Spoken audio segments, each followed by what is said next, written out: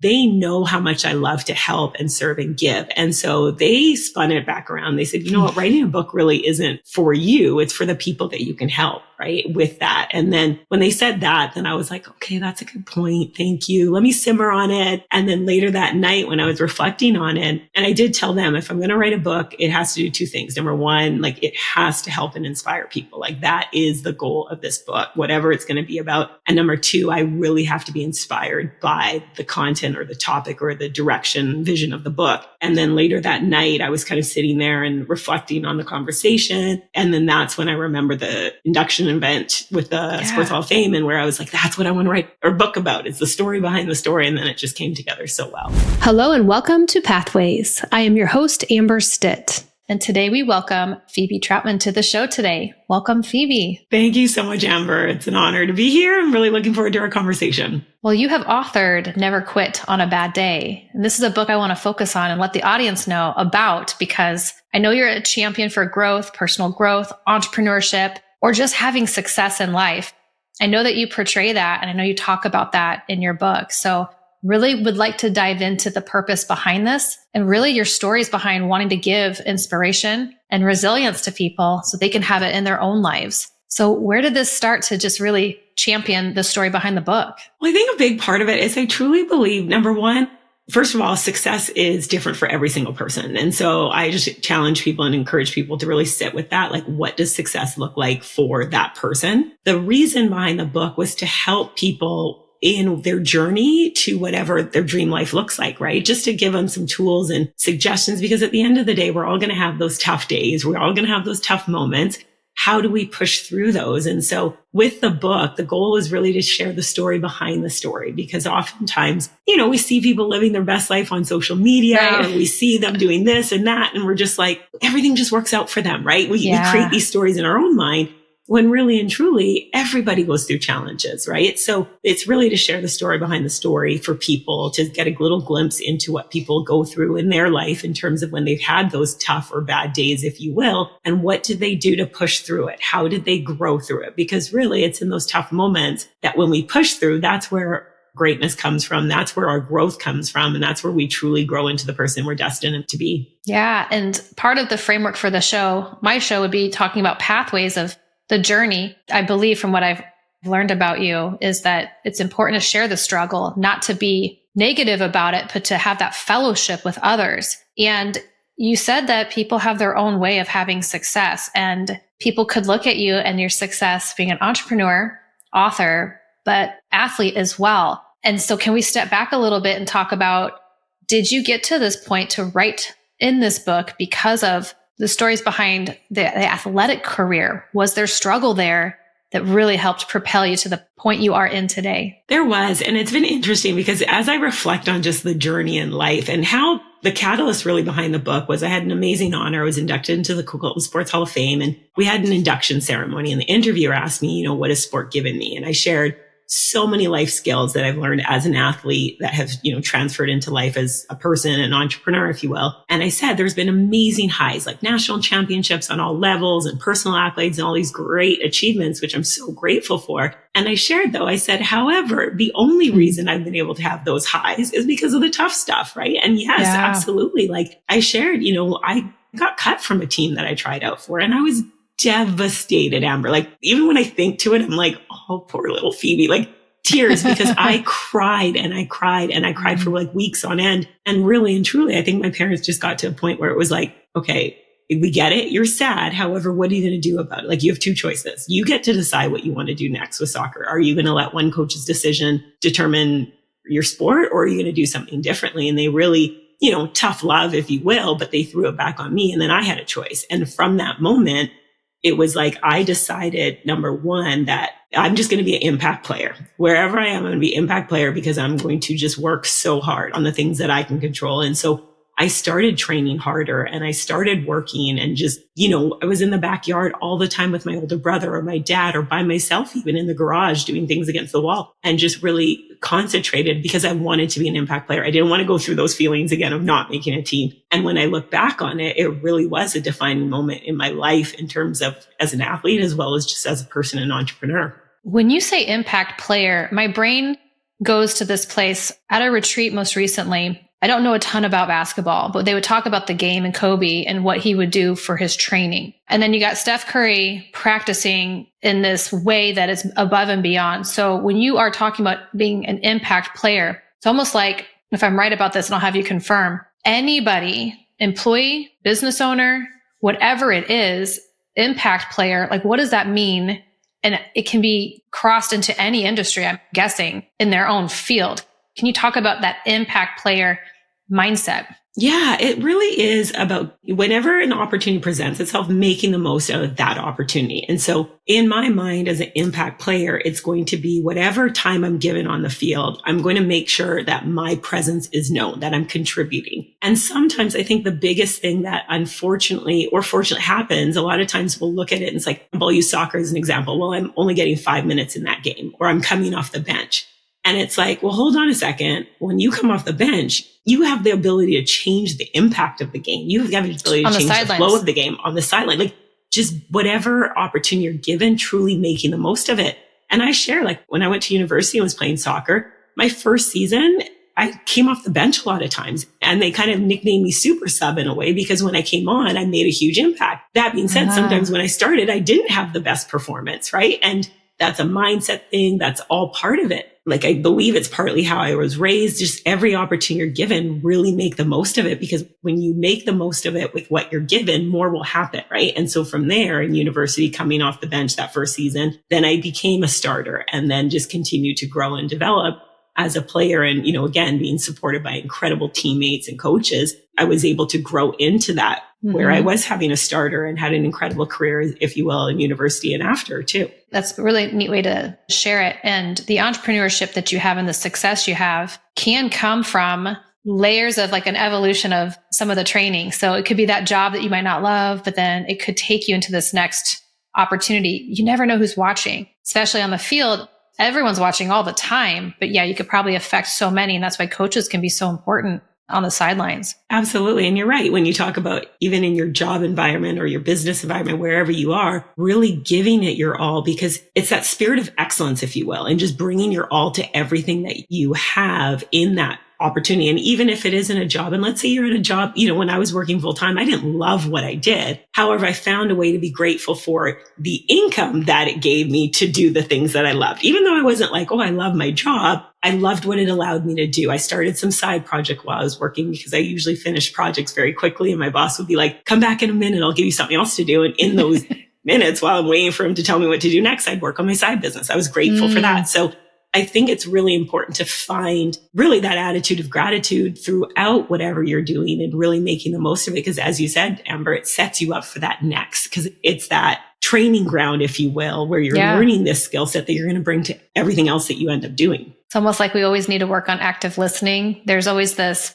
patience that we need to practice too. So I like how there's this linking between the athletic position then into sales. I know a little bit about where you've gone as far as the performance on the job outside of being athletic. So you're taking that mindset from being an athlete and pulling that into the business corporate world. And now you're an entrepreneur. So let's talk about that transition. You truly can pull and link it through as you go through your transitions. And there's going to be transitions. So it goes back to that mindset, I suppose. Absolutely. If you look back, I believe we can always pull something from anyone's journey, whether it's coming from an athletic background. If it's not, it doesn't matter. Like, we can learn and pull our experiences, our skill set, our value into our next phase of life, if you will. And yes, that's sort of what happened with, my athletic background transitioning over into the business world. And, it's funny because in the beginning, I kind of was like, oh, I'll figure this out. And, very athlete mentality, just going in and being like, this will be fine.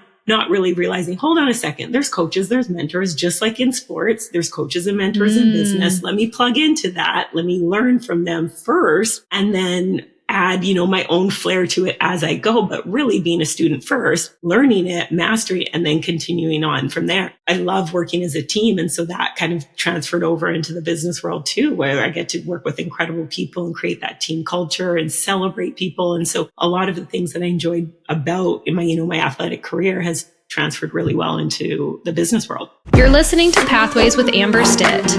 For more episodes like this, plus so much more, check out the podcast page at amberstitt.com. Let's take action together. Now let's get back to our episode.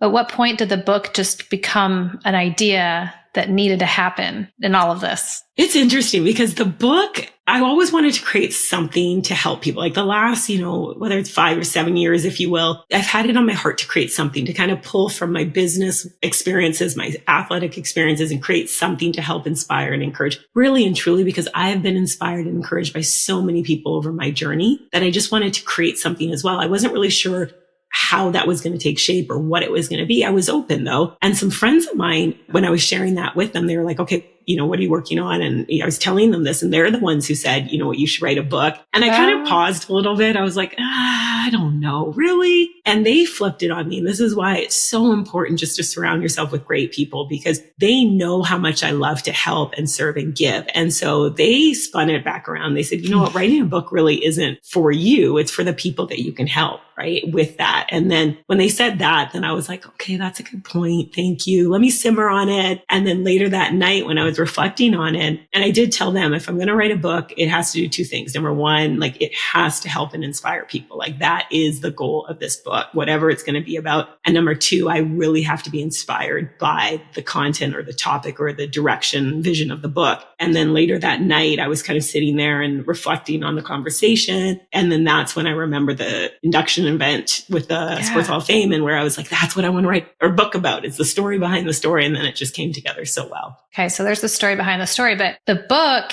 you're writing a book, but you're still pulling a team element to the forefront, because isn't that just so neat and interesting? You can't see the tangible who is reading at what point in time, but it's like a global outreach really to help others. And so people were coming to you and telling you that is what you need to be doing. And so sometimes it's hard to recognize that and be like, oh, downplay it. No, but harnessing and having the confidence for your success, let's celebrate that.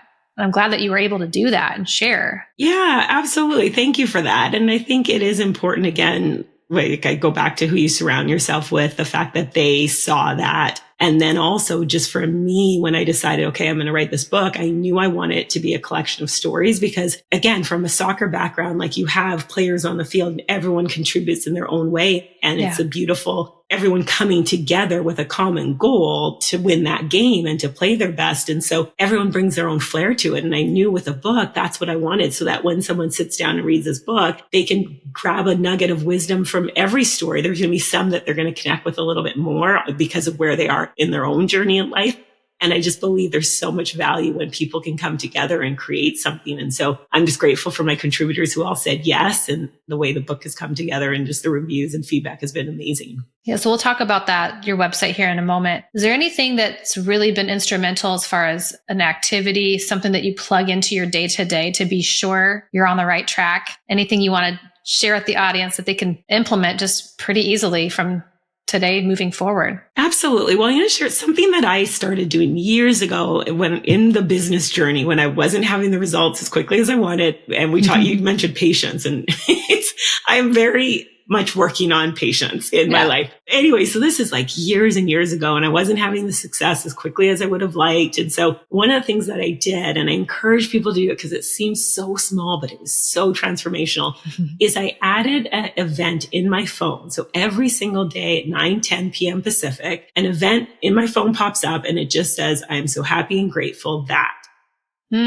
And it pops up. And the reason I did that is because I wanted to be intentional with just being grateful for where I was, grateful for the journey. And so I started doing that because it forced me every single day at 9:10 p.m. Pacific, and still does, to just pause in a moment and be like, what am I grateful for? And sometimes it might be a 10-second, I'm grateful. I might be driving, so I'm just thinking about who and what I'm grateful for in that moment. Sometimes I'm at home and it's quiet. And I pick that time because usually I am at home at that time, so I can have a little bit of a longer moment. And the reason it was so powerful, though, because it forced me again just to start making gratitude part of, I'm grateful for the experience. I'm grateful for the people that I met. I'm grateful for this income that's coming in that is allowing me to do other things. And just having that practice, if you will. Now gratitude, I start my day, it's throughout the day, but I still keep that reminder in my phone because it just, again, it forces you to pause. And sometimes we can say, yeah, I'm grateful, but are we really? Are we being intentional with that? And again, when we're grateful, I believe when we make the most of whatever opportunity we're given, more happens. But also when we're grateful for those little things that are truly the big things, it just shifts your perspective. It just, it helps you move forward. So I encourage people to do that and set whatever time works best for listeners and viewers.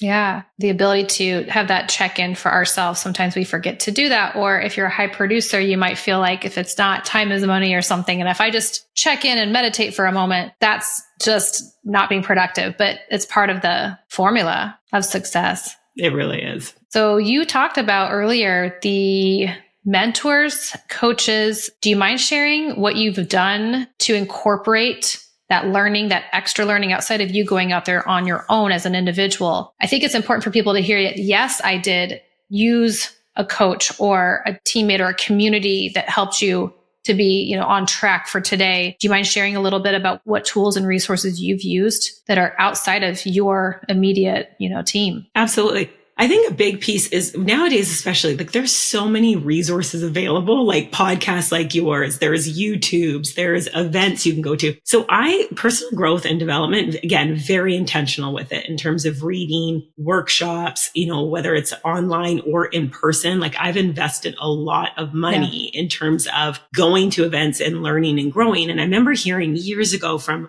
one speaker, investing in yourself, it's like an infinite return on investment because you're investing in yourself. You control what you do with that. And it's the only investment really that has an infinite return in the sense that we can control what we do next. So again, just very, very intentional about making sure that I go to personal growth events at least 2 to 3 times a year. I have my bookshelf behind. I have another big bookshelf over there. So I'm reading every single day. My car, I listen to audio and podcasts over and over and over again. A lot of times too, I'll go back to a podcast that I've listened to before because when we grow along our journey, we pick up things in a different way. Like all of a sudden I'll listen to something like Les Brown is one of my favorite speakers, if you will. And I have this CD, again, I have CDs, old school. Yeah. And I listened to it again the other day and it just I heard it in a whole new way in terms of applying that knowledge now to my own journey, right? I have an accountability partner that we talked every single Monday. We check in. I have a mentor who I check in with monthly. And so I'm really big on just, again, making sure. And then I have a community, again, an incredible community as well, too, making sure that I have more positive inputs because in life, there's just naturally going to be negative inputs that are going to happen. I'm choosing to have more of the positive. I'm choosing to focus more on that because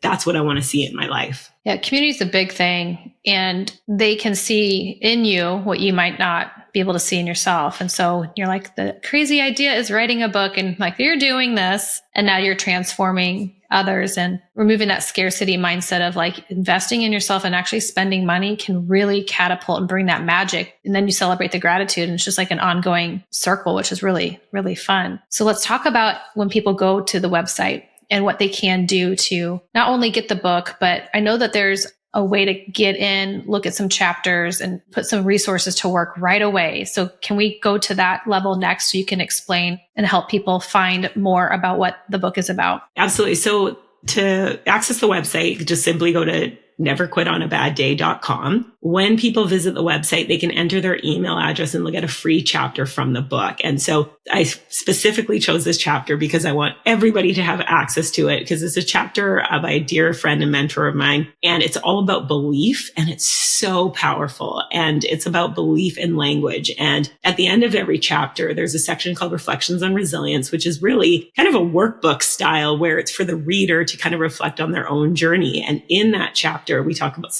success language and limited language. And we have conversations with ourselves all the time and with other people. And so it talks about the language that we're using. Like, for example, simple one is the word try. So when you read through this, and I love Yoda because Yoda's there is no try, it's do or do not.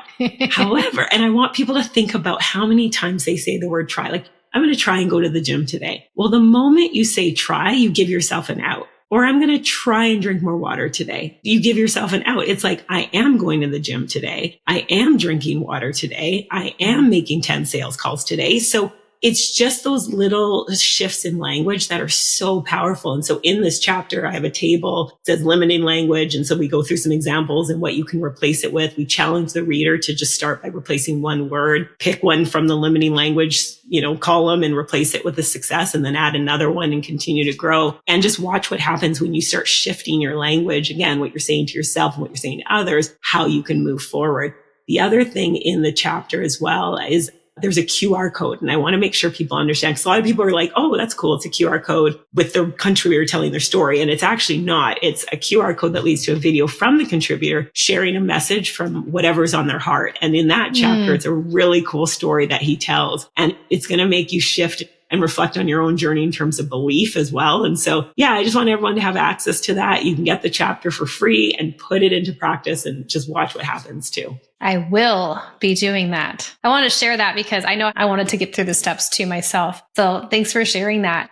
Now, the word resilience was something big for me around COVID. Just things are going to happen. How are we going to take action? I'm big about massive action and really trying to look ahead and be proactive, not reactive. So with the resilience and the title of this section you're talking about, how did that come about? Was it from some of your personal stories, or was it from the contributors, or both? Which, the title of the book? The resilience factor. Yeah, you know what? I believe resilience. Number one, I think we're all very resilient because we're still here, right? We've all gone through some stuff. I believe a lot of times we just don't remember how resilient we are, or we're downplaying how resilient we are. And so part of it was to let people know, like, you're not alone and you are resilient, you know, and to celebrate the fact that you're still here, celebrate the fact that you've moved through some stuff and you've grown, that you've moved forward in your life. And so having the title Never Quit on a Bad Day, that really was about getting it out there for people to really hear the saying and then internalize the saying and put the saying forward in action where they continue to move forward. And then with the subtitle, Inspiring Stories of Resilience, it really was to let people know, you know, it is a book of stories and it is all about resilience and bouncing back and realizing that there are going to be bumps in the road. That is part of life. It's all about how do you respond to those bumps in the road and how do you move forward even when you're facing those tough times. I feel like there's a formula you're developing where it's more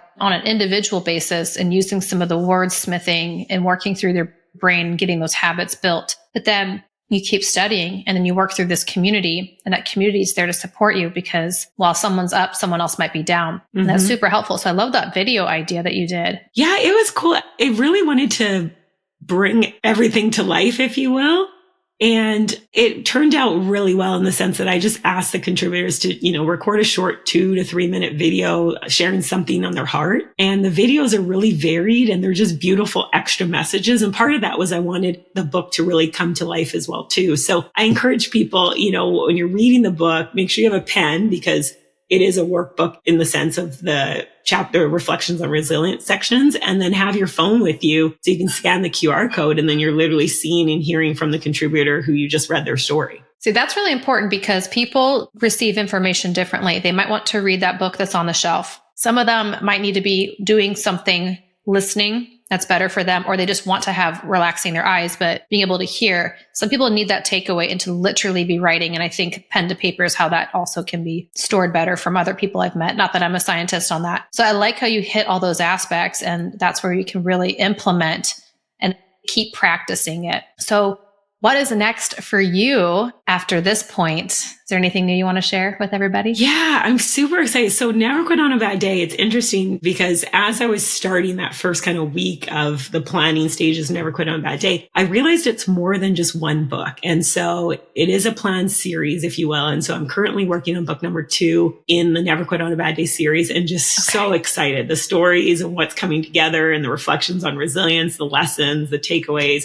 it really is coming together really, really well. And so I'm looking forward to that being released later on in the year. And yeah, we'll just keep everyone up to date and posted on when it will be ready for everybody to grab their hands on it. Can't wait to see what else you have in store, of course. So it's been so nice to have you on the show. And I'm going to create some space here just in case. Is there anything else you want to share with the audience today before we wrap up? Thanks so much, Amber. Number one, thank you for having me on the show. I love what you're doing with this. And one of the things I always like to just share and for people to think about is it's truly inspiring when we step into our greatness, when we create our own version of what success looks like for us and we live that, how much it inspires other people, even if their journey is going to be different. Subconsciously, it just makes people go, oh, wow, well, Amber started a podcast.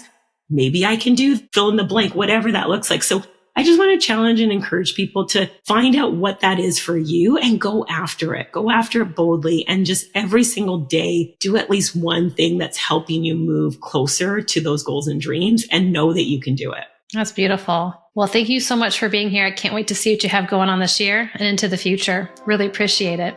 Thanks so much, Amber. Keep shining. Good job.